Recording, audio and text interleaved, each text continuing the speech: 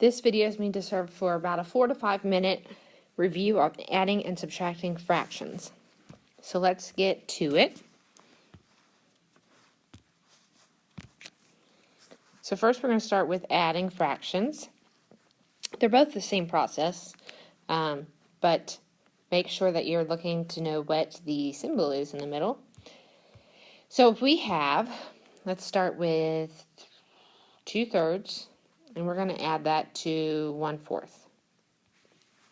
The first thing we need to do is find a common denominator, and we want to find the least common denominator. So we're going to use our least common multiple. You don't have to use the m, but it's a good little way of putting it all down.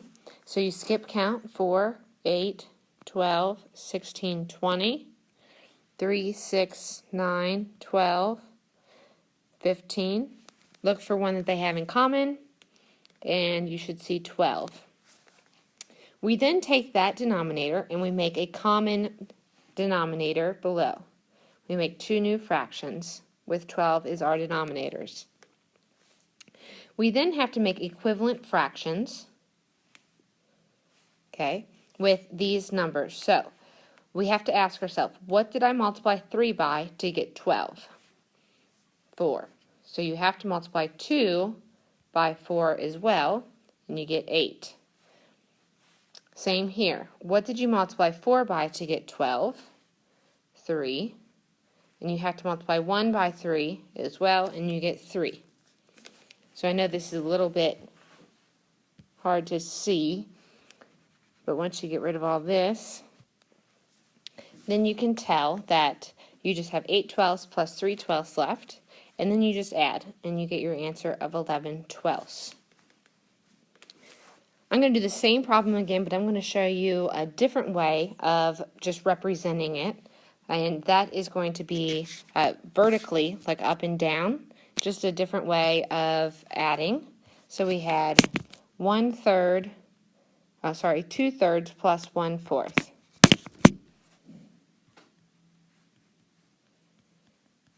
So if you write it vertically like this, to the right, you can make your equivalent fractions.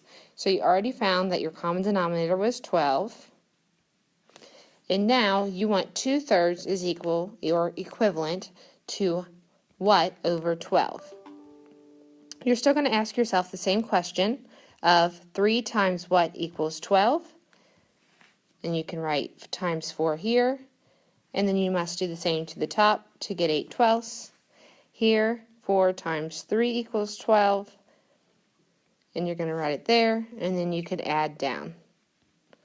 It's really what you're comfortable with and what makes more sense to you, whether to do it vertically or to do it kind of top to bottom like this one.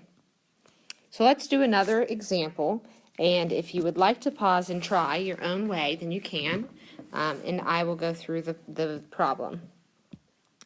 So what if we had 4/5 plus 6/10? Again, if you want to pause it, you may. Let's go through the problem step by step. So first we need a common denominator. All right, and we want the least common denominator or least common multiple. Again, hopefully you can look at these two numbers and know, but if you can't, that's fine. That's why we have our m, and we can skip count down, and hopefully as soon as you get there, you know our LCM, or least common denominator, is going to be 10. So I make two new fractions with 10 as my denominator. And now is when I change this fraction to its equivalent fraction. So 5 times what is 10? That's 2. So I have to do 4 times 2 for my new numerator is 8/10. Then I have 10 times what is 10? Well, that didn't change. That's times 1. So 6 also gets to stay the same. So now we have 8/10 plus 6/10, and then we're going to add that, and we're going to get an improper fraction, which is 14/10. and you know how to make that 1 4/10, which is totally acceptable. If you can go down to 1 2/5, that's technically the correct answer. That's in its most simplest form. Let's try a subtracting one. Same process, it's just at the end you're going to subtract instead of add. So let's do 7/8, and you're going to take away a half. Okay, hope that you had time to do it yourself. And I'm going to do this one vertically for you. So I'm going to 7/8 minus a half.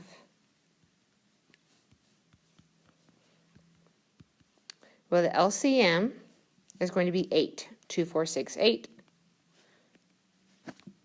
7/8 is equal to 7/8. You didn't change anything. Or you could say 8 times 1 is 8, so 7 times 1 is 7. Down here we did change our denominator though. 2 times what is 8? Well, 2 times 4. So you have to do 1 times 4 here, and you're going to get 4/8. Well, now you're going to subtract, and you're going to take 7/8 minus 4/8. And you're going to get your answer of 3/8. One more problem. And we're going to make this one subtraction as well. Let's do 5/6 minus 1/4. Make it a little difficult on you. Alright, did you solve it yourself? Alright, so we have the M. We have 6 and 4. 6, 12, 18, 24. 4, 8, 12 is my common denominator here. So I make 2 new fractions with 12. Remember, I'm still subtracting. Equivalent fractions, 6 times what is 12? 6 times 2 is 12. So 5 times 2 is 10. 4 times what is 12? 4 times 3 is 12. So 1 times 3 is 3. I'm going to get rid of some of this extra stuff. So now we have 10/12, and we're going to take away 3/12. That's just how I got to that answer, because we needed common denominators, and to do that we had to make equivalent fractions.